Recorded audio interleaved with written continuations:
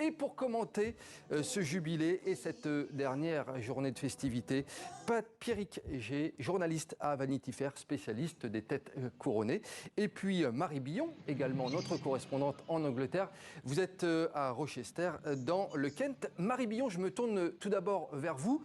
On devrait, je dis bien, apercevoir la reine dans quelques minutes, effectivement, venir saluer la foule.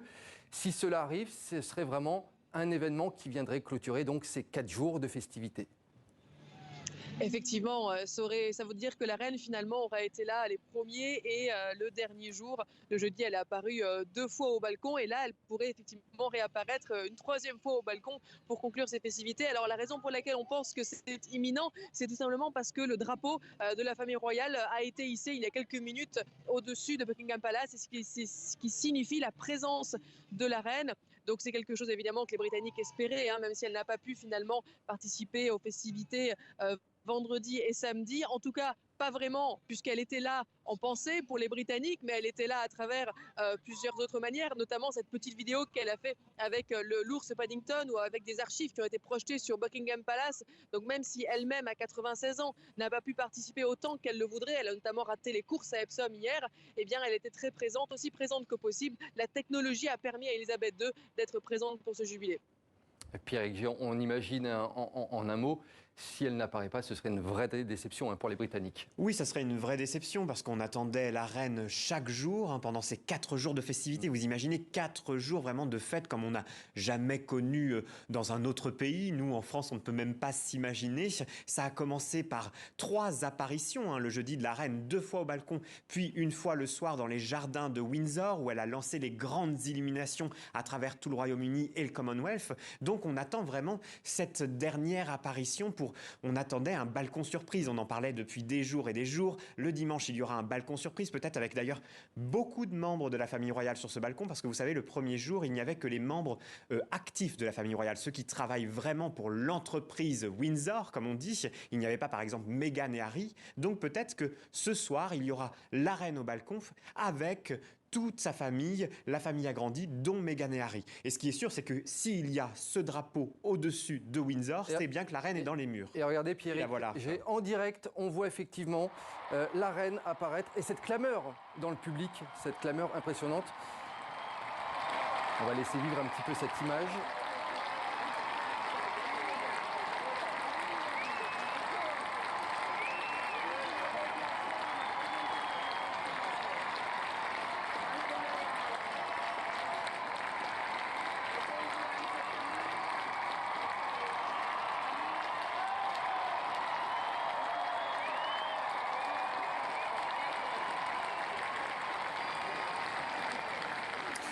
Pierrick G, on va commenter cette image, elle a sué la foule, voilà, c'était l'image attendue. C'était l'image attendue, alors justement, je parlais peut-être d'une famille agrandie au balcon aujourd'hui, c'est tout le contraire finalement, c'est au contraire vraiment le noyau très dur. On ne voit que le prince Charles, l'héritier direct au trône, puis le prince William qui est second dans l'ordre de succession au trône, puis le prince George qui est lui 3e dans l'ordre de succession au trône avec Camilla. Alors Camilla, vous savez, elle a longtemps eu une place particulière. On se demandait ce qu'elle serait justement quand Charles serait roi. Elle ne devait être que princesse consort. Alors les mots ont un sens dans le protocole. Elle sera finalement reine consort. C'est Elisabeth II qui l'a décidé. Elle l'a dit il y a quelques semaines. Je veux que quand Charles monte sur le trône, Camilla l'accompagne dans son règne en tant que reine consort. Et puis il y a bien sûr Kate Middleton. Kate Middleton, c'est la parfaite héritière d'Elisabeth II. Elle adore. Et puis les 2 autres enfants, Charlotte et Louis, les 2 autres enfants de Kate et William.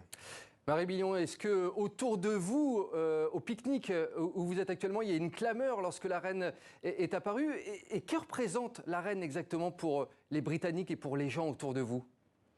Écoutez, je crois que vous pouvez voir derrière moi quelqu'un qui agite un drapeau britannique avec son chapeau en gros lot. Oui, clairement, il y a eu une réaction. Et là, d'ailleurs, il y a des applaudissements. C'est la fin du God Save the Queen. Ici, il y a peut-être un petit décalage dans la transmission. Mais oui, là, vous entendez peut-être quelques applaudissements. Effectivement, même ici, on attendait de voir si la reine allait apparaître au balcon. Et ça a un peu tout changé, évidemment, de voir que la reine, finalement, va bien. C'est aussi pour rassurer les Britanniques. On l'a vu arriver, monter cette marche et toujours s'appuyer sur cette canne, mais pas trop. Donc c'est fait pour rassurer les Britanniques. Et je suis sûre que beaucoup vont s'amuser aussi. Certainement un clin d'œil de la reine. Elle est habillée en vert. Et tout le monde a fait la réflexion aujourd'hui que la petite vidéo qu'elle a fait avec l'ours Paddington, eh bien, elle n'a pas fait, évidemment, l'ours Paddington n'était pas devant elle. Elle devait avoir un écran vert devant elle pour qu'on puisse projeter justement ces images d'effets spéciaux dessus. Je pense qu'il y a des gens qui vont s'amuser à projeter beaucoup de choses sur l'habit vert de la reine aujourd'hui.